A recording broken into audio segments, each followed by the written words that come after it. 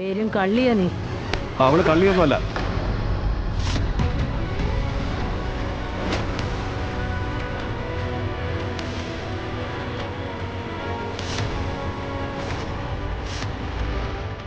ഈശ പറയുന്ന സത്യമാണ്.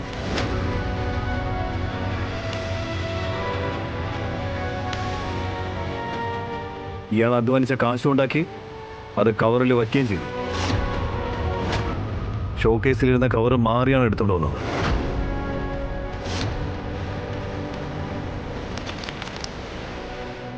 ഇതാണ് ഇഷ നീ അധ്വാനിച്ച് കൊണ്ടുവന്ന കാശ്.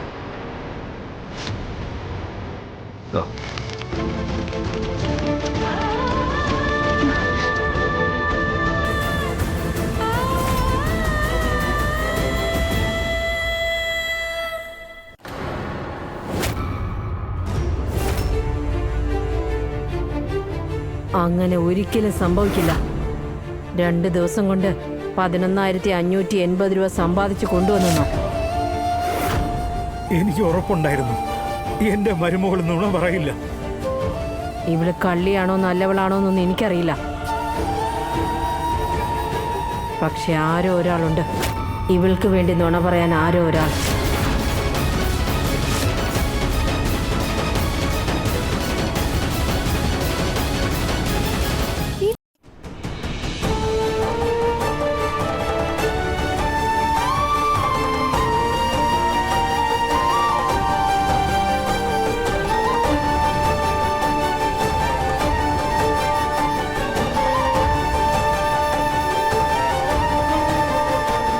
എന്റെ വല്യമ്മേ അധ്വാനിച്ചുണ്ടാക്കിയ കാശിന് വില കൊടുക്കണമെന്ന് എന്റെ വല്യമ്മ തന്നെ എന്നെ പഠിപ്പിച്ചിട്ടുള്ള കാര്യം മറന്നുപോയോ? ഈ കാശിലെ ഈശായുടെ സ്വന്തം അധ്വാനത്തിൽ നിന്നുണ്ടാക്കിയതാണ്. അതിന്റെ തെളിവ് ഞാൻ നേരിട്ട് എന്റെ കണ്ണുകൊണ്ട് ഈശയെ പൈസ അധ്വാനിച്ചുണ്ടാക്കുന്നത് ഞാൻ കണ്ടതാണ്.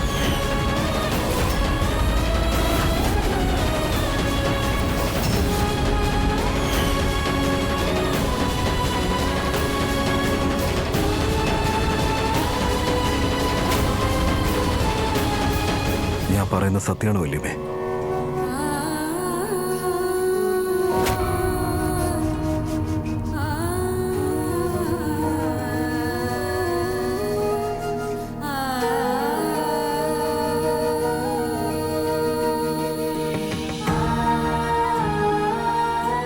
അമ്മേ, ഈ കാശമ്മ വാങ്ങണം.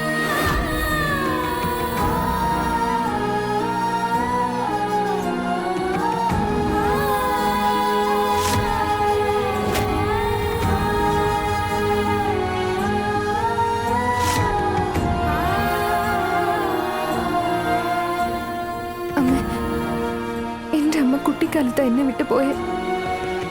അതുകൊണ്ട് ഒരുപാട് കുറവുകളോടെ ഞാൻ വളർന്ന്. എനിക്ക് ഒരുപാട് തെറ്റുകളും സംഭവിക്കുന്നുണ്ട്. പക്ഷെ എപ്പോഴെങ്കിലും അറിയാതെ ഞാൻ അമ്മയുടെ മനസ്സ് വിഷമിപ്പിച്ചിട്ടുണ്ടെങ്കിൽ പ്ലീസ് എനിക്ക് മാപ്പ് തരണം. അതോടൊപ്പം ഈ കാശും അമ്മ വാങ്ങണം പ്ലീസ്. എടതി ഞാനൊരു കാര്യം പറയട്ടെ. അവള് കാശ് കൊണ്ടുവരുമെന്ന് ഏട്ടത്തിക്ക് വാക്ക് തന്നതാ. അവൾ അവളുടെ വാക്ക് പാലിച്ചു. ഇനി ഈ വിഷയം ഇവിടെ അങ്ങ് വിട്ടുകളയച്ചു. ഇന്ന് ഗുരുപൂർണിമയല്ലേ? എന്താ നോക്കി നിൽക്കുന്നേ? വരൂ എല്ലാരും ചെന്നേ. പൂജയ്ക്കുള്ള കാര്യങ്ങൾ നോക്കൂ. ചെല്ലു ചെന്നേ. ആ വരൂ. എന്റെ ഭഗവാനെ, ഇവളിങ്ങനെ ഓരോ സൂത്രം കാണിച്ച് രക്ഷപ്പെട്ടുകൊണ്ടിരിക്കുക. ഇവന്റെ ഈ സത്യസന്ധതയുടെ പേരിൽ ശത്രുക്കളൊന്നും ഇവന് ഉണ്ടാവാൻ പാടില്ലെന്നാണ് ഞാൻ പ്രാർത്ഥിച്ചുകൊണ്ടിരിക്കുന്നത്. എനിക്കാണെങ്കിൽ നല്ല പേടിയുണ്ട്. ഈ പെണ്ണ് എന്റെ സൂരജിനെ നശിപ്പിക്കാൻ വന്ന വിഷവിത്താണോ?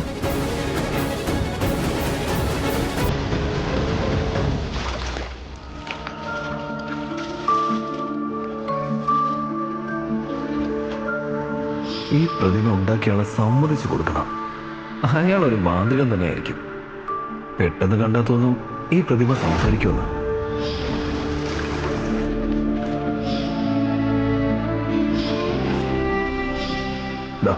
നിങ്ങളുടെ പേയ്മെന്റ്.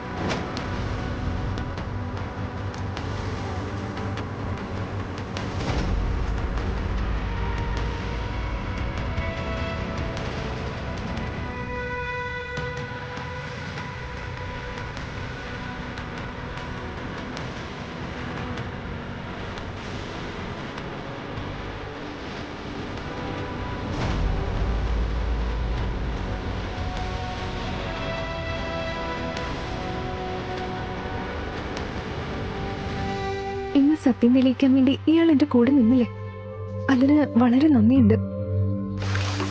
സൂരജ്, ഒരു കാര്യം ചോദിക്കട്ടെ? അഥവാ ഇയാള് എന്നെ വീട്ടിൽ നിന്ന് പുറത്താക്കാനാ കാശ് മോഷ്ടിച്ചതെങ്കിൽ പിന്നീടത് തിരിച്ചേൽപ്പിച്ച എന്തിനാ? ഇയാൾ ഓൾമോസ്റ്റ് വിജയിച്ചതായിരുന്നില്ലേ, പിന്നെ പെട്ടെന്ന് എന്തുകൊണ്ടാ മനസ്സ് മാറി?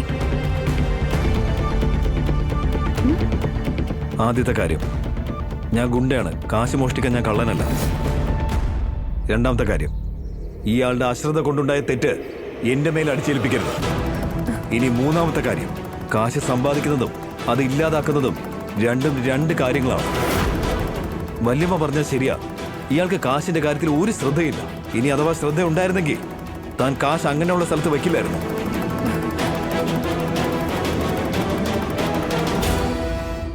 അപ്പോ ഇയാളല്ല കാശ് മോഷ്ടിച്ചെങ്കിൽ പിന്നെ ആരായിരിക്കും അത്?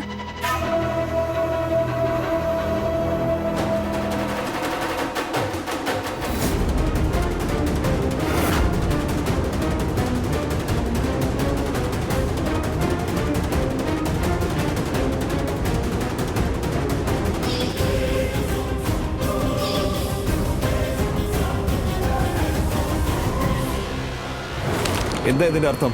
സ്വന്തം വീട്ടിൽ നിന്ന് മോഷ്ടിക്കാൻ നീ എന്ന് മുതലാ പഠിച്ചത്?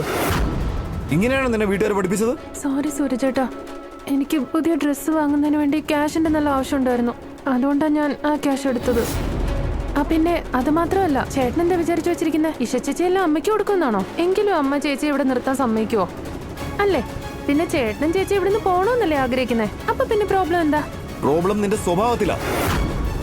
നീ കാണിച്ച കൊള്ളരുതായ്മ ഉണ്ടല്ലോ, മേലാൽ ആവർത്തിച്ചു പോരുത്. ഇഷയെ ഞാൻ ഇവിടുന്ന് പറഞ്ഞയക്കാൻ ആഗ്രഹിക്കുന്നു എന്നുള്ള കാര്യം വേറെ. മനസ്സിലായി നിനക്ക്?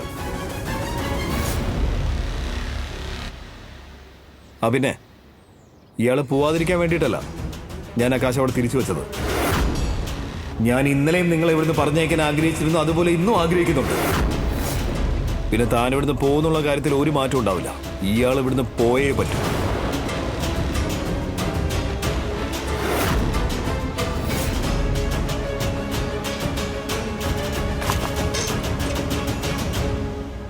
എന്നെ ഇവിടുന്ന് വിടാതിരിക്കാൻ അല്ലെങ്കിൽ പോലും എനിക്ക് നന്നായി അറിയാം നിങ്ങൾ സത്യത്തിന്റെ കൂടെ നിൽക്കാൻ വേണ്ടിയാ സ്വന്തം കൂടെപ്പിറപ്പിനോട് വഴക്കുണ്ടാക്കി ഈ കാശ് തിരികെ വാങ്ങി. മാത്രമല്ല, അകത്ത് ഞാൻ കള്ളിയാവാതെ രക്ഷിക്കുകയും ചെയ്തു. എത്ര സത്യസന്ധതയാ! സത്യസന്ധതയോട് ജീവിക്കുന്ന ഒരാളെ വിട്ടുപോകാൻ ആരാ ആഗ്രഹിക്കുന്നത്?